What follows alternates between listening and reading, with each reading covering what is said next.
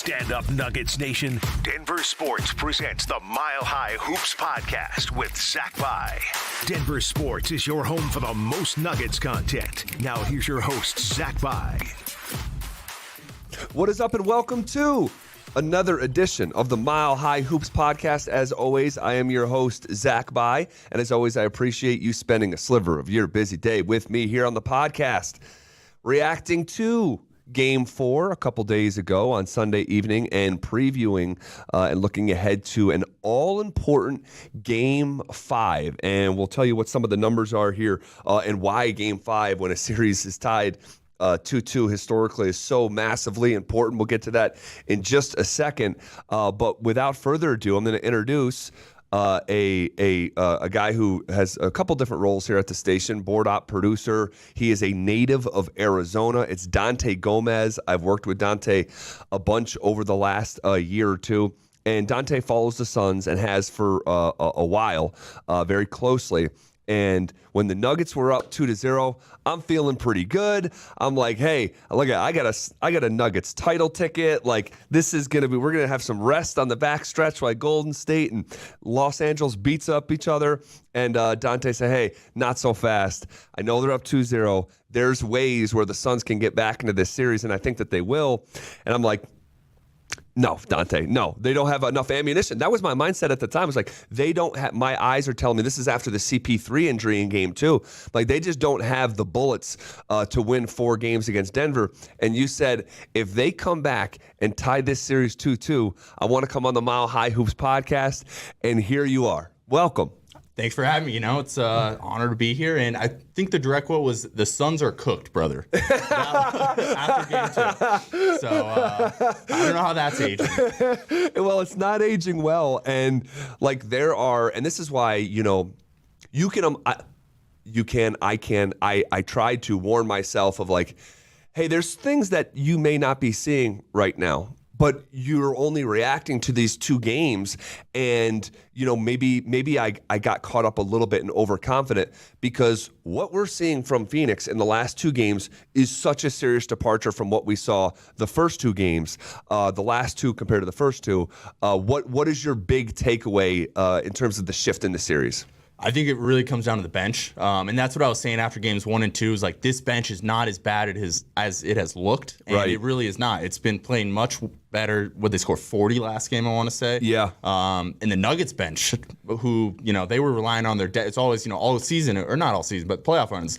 You know, Nuggets have depth, Nuggets have depth. Right. That just disappeared completely. Yeah, it got turned on its head. And when you have a guy like Landry Shamet making 5 3-pointers and scoring 19 points, Terrence Ross, who was DMP coach's decision, scoring 8 points, Landell gets 8 points, TJ Warren also wasn't playing. Credit to Monty Williams, who I know he comes under some fire, right, from Suns fans. He does. I mean, you know, me included. He just, you know, lack of adjustments. 2 years ago in the playoffs, we're up 2-0 in the finals against the Bucks, and you know, lose 4 straight. You know, losing 4 straight's not easy to do. Takes a lot of, you know, the Bucks played great, but Monty just never really made an adjustment. And sometimes it's that Michael Malone where he just kind of plays his rotation guys, doesn't really change things up. Yeah, and Michael Malone is very similar, where like he gets in like a comfort zone, and Malone puts this playing group together in the vision that he deems is going to be the most successful. And then when it's not, for these coaches, and Malone here in this, you know, anecdote, like, to go away from your own vision on how you think you're best set up for success is not like, it's not even like, no, I want to be right, so I'm sticking to my guns. It's like, no, you think this is the best way, and to move off of that and adjust and do something else, that's freaking hard. And what Monty Williams did in this series, man, from someone like you or that fan base, tip of the cap.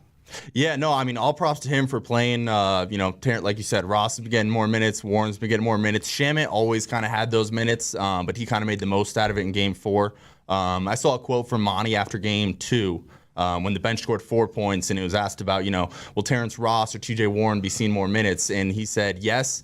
And, you know, it sounded like he really didn't want to play these guys. I believe he said, you know, we'll play those guys, and we'll, you know, have to see what warts come with that. And, props to him for making that decision. It's a tough decision, especially like you were saying, coaches they see a series playing a certain way, and to kind of reevaluate that after 2 games, props on him. And he's acknowledging that, hey, this may not be a perfect transition. He used the word warts. Like, if you're one of those players and he's using your name side by side with warts, like, okay, go get him. Like, But at the same time, like, Michael Malone may have to do that himself. Like, maybe play a guy that you're not in love with the idea of him playing.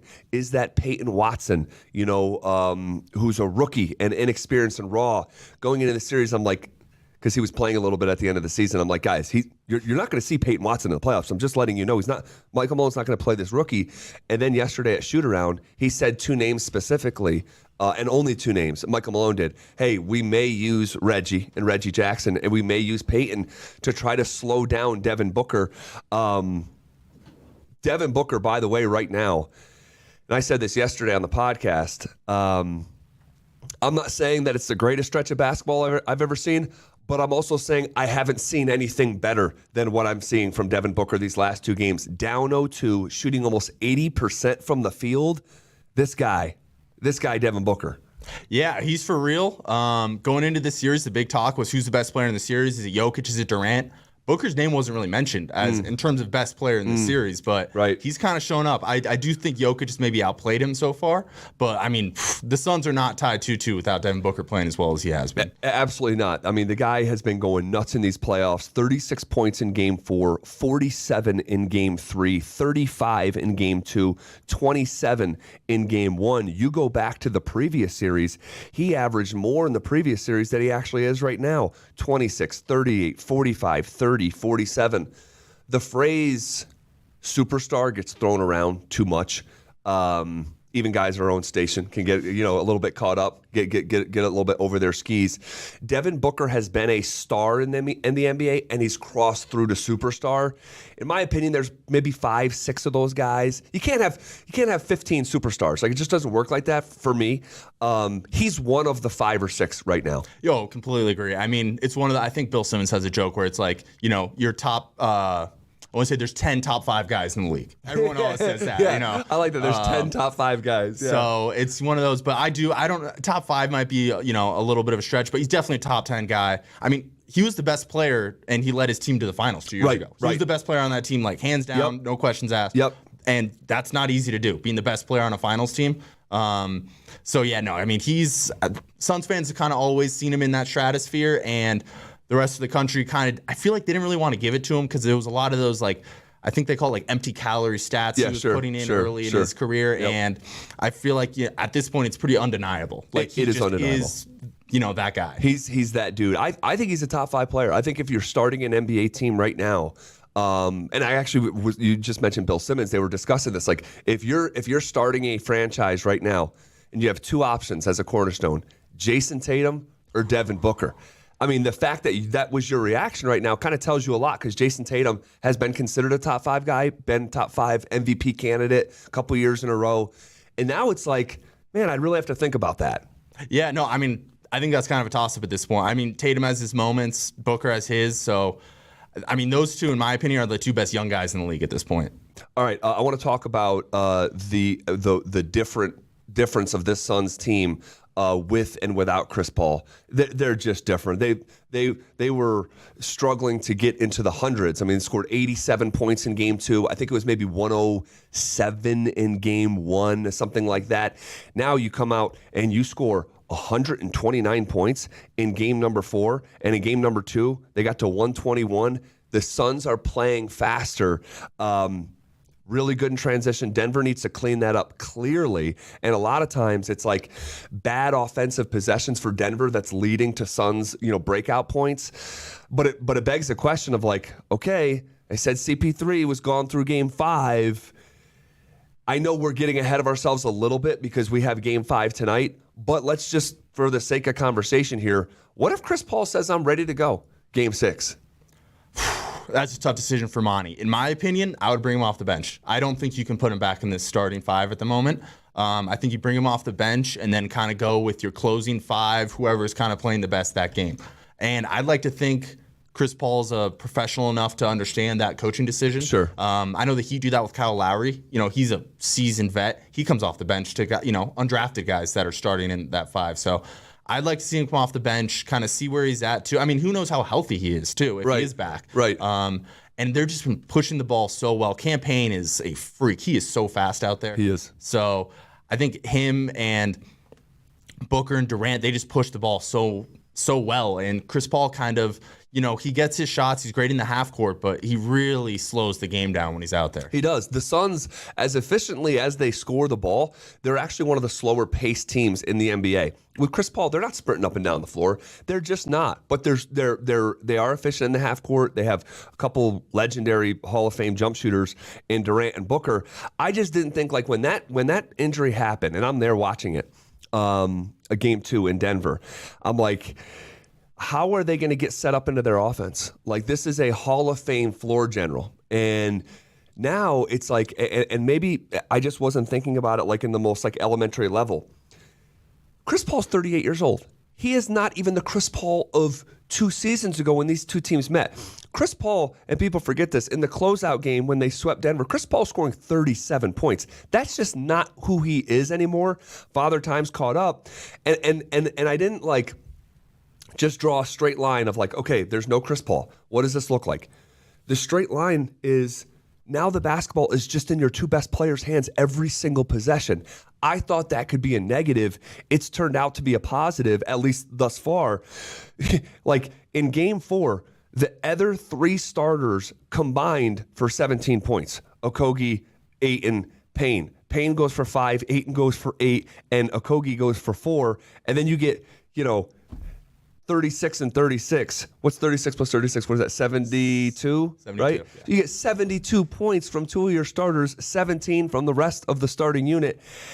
And somehow it's working. And somehow, the shift that Monty went with of okay, Torrey Craig, you're not going to play for us anymore. This is about a matchup. We're going to put an offensive player in the corner.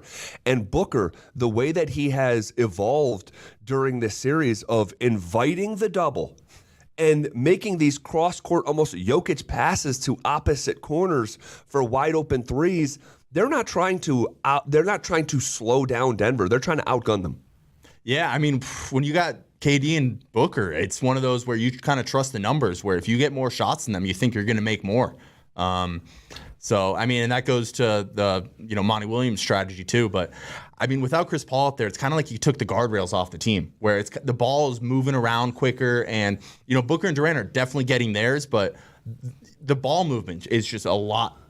They're swinging it around. Landry Shaman's getting that ball in the corner. Whoever's in the corner, TJ Warren, Terrence Ross getting the ball in the corner, whoever it is. The ball is just moving way quicker around the court than Chris Paul, dribbling the heck out of the ball, getting that pick and roll with 8 in, and then kind of seeing where it goes from there. So I just think the offense is a lot more free-flowing and cohesive when he's not out there just kind of playing Chris Paul ball. Yeah, I think that's a pretty good synopsis. And then you turn the coin over, and it's a Nuggets team that wants to have that ball popping, wants to have that ball just snapping around and passing down good shots for great shots. When the Nuggets have been their best, that's who they've been.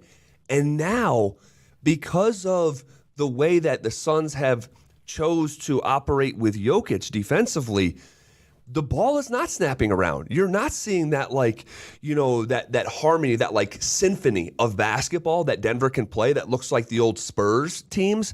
You're seeing a more 2-man, 2-on-2 style game. And I think because of that, guys like Aaron Gordon, Michael Porter Jr., when you're not touching the ball and involved in the offense, and then you get it and okay, now go do something, it's just, it doesn't work with the same type of harmony. Oh, absolutely. I mean, it's hard to be in a flow when you're getting the ball every, 4 or 5 possessions. Yeah. So, I mean, I don't blame. I mean, Aaron Gordon's kind of disappeared in the last couple games. As has MPJ. Yeah, MPJ as well. But it's hard when you're only getting a couple shots. It's mostly just jump shots, too. They're not really playing into the offense like you're talking about, snapping the ball around. And I think that's definitely the Suns' strategy. I mean, there was end of the third quarter, Monty Williams gets interviewed on TNT after game 4. Yes. And the reporter asks him, how do you plan to slow down Jokic? He already has 42 points. And Monty Williams basically gave a non-answer. Like, he was like, he's playing great, whatever. But there was no strategy. Like, he didn't even mention, we need to slow him down. Right. Because I don't think they want to slow Jokic down. I think they're fine letting him get his. As long as that, the Nuggets aren't playing that cohesive style of ball, I think that's, what the Suns want. Yeah, it is an interesting strategy of like, okay, let's not let him score. They don't want to let him score. But they're playing the best individual one-on-one defense, which is usually you're going to get your ass whooped. Like if you guard Jokic one-on-one, you're in for a really long day. But it looked like they're okay with him scoring 50 and seeing the dynamic play out from there. But the other way of looking at this is, okay, Durant and Booker combined for over 70 points. The Nuggets bench played terrible and got their head kicked in. And Dante, this was a coin flip game, with a minute left. I mean, this was a coin flip game. There's a jump ball, that where the Suns are, I think, up 3 at the time. Ayton kind of gets one over, like, tricky play, Snye that maybe should have got caught by the ref. Regardless, not here to talk about the officials. But if you're Malone, I think it's like, okay, do we overreact? Or do we just stick to our guns?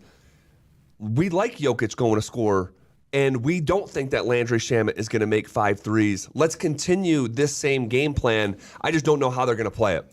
Yeah, I mean, that's a tough decision for Malone. It's one of those where do you blow it up or do you just kind of keep it going and hope your role players play better at home and the Suns' role players don't play as well as they have in Phoenix? Right. I mean, that's why he gets paid the big bucks. I don't have an answer. I really don't. No, and neither do I. We don't know what we're in store for later tonight. And if you're listening here, time of recording is Tuesday morning, about 10 o'clock. If Malone doesn't adjust, and I just see this playing out, if Malone doesn't adjust and have something in his bag, like whether it's, let's just say it's, playing Peyton Watson and putting him on, a Booker, and let's say he doesn't do that. And they're saying, we actually like our process. We're going to see how it plays out at home.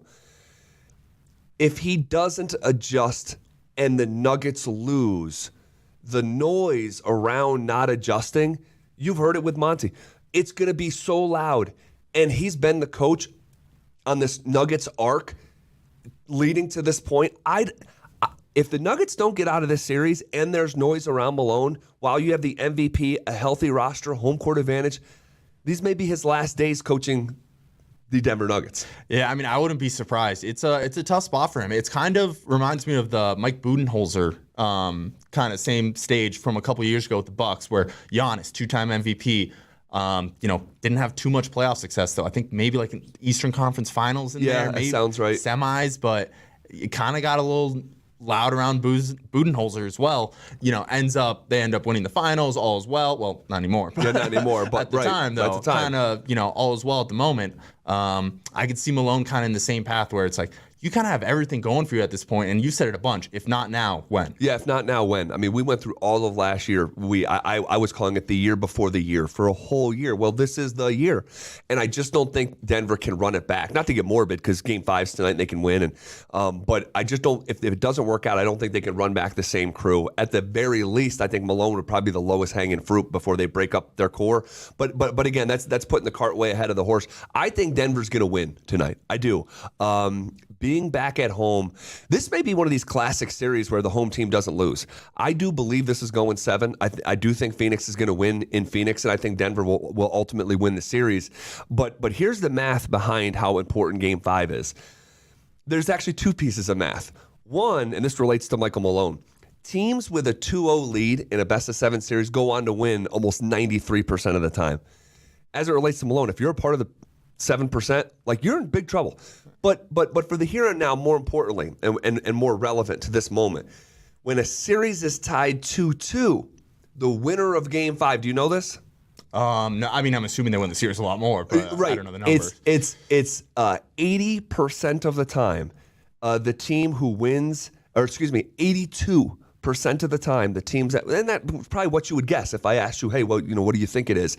But more than 8 out of every 10 times, the winner of Game 5 with a series tied 2-2 goes on to win the series. 147-33 is the record of the winner of Game 5s. 147-33. So It is a massive game. You could argue it's the biggest Denver Nuggets game in fill in the blank. How do you think the next few hours pans out in Game 5, but also the rest of the series as well? I mean, it's tough to pick against the Suns, but I do think the Nuggets get right tonight. I think their bench has played really bad the last couple nights, and it's tough to, it's hard to beat a team 3 times. It really is. I mean, the Nuggets found that out in Game 3. Yep. You think everything's working until it's not. Usually role players do play better at home. Yep. So I'm expecting, MPJ to have a better game. I'm expecting Aaron Gordon to have a better game. Some of those bench guys as well.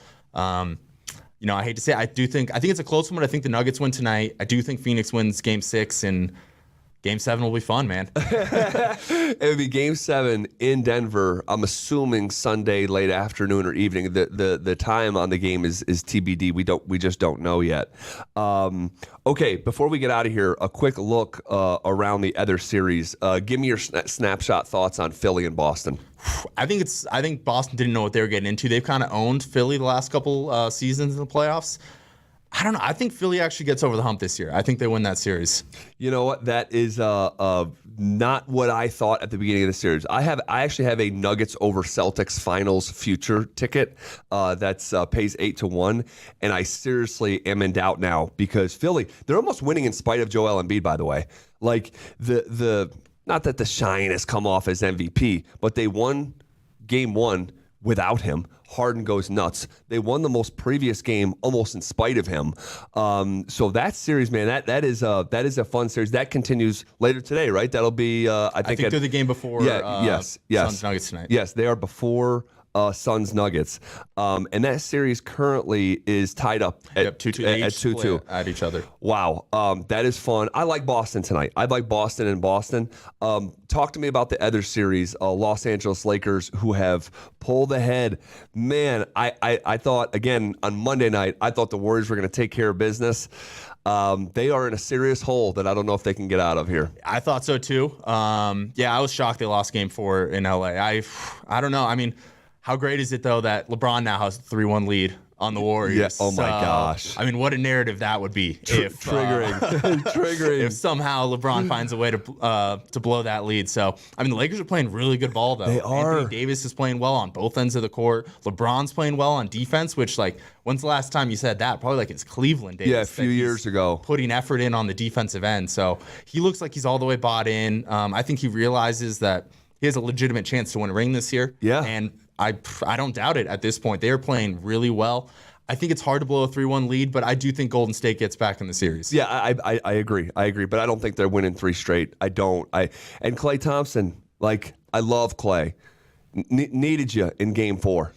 For him to score 9 points in what felt like a must-have game, that was disappointing. Curry just needed more help. And to your point about the Lakers, man, they do have a championship profile right now. When your second best player is LeBron James, because Anthony Davis has been their best player here, could be scary. Could be really, really scary as AD has looked like a top 5-6 player in the league. And one more thing on the Lakers. They kind of profile as a different team than almost every other team in the playoffs right now. They kind of do have a nice big man down low with Anthony Davis.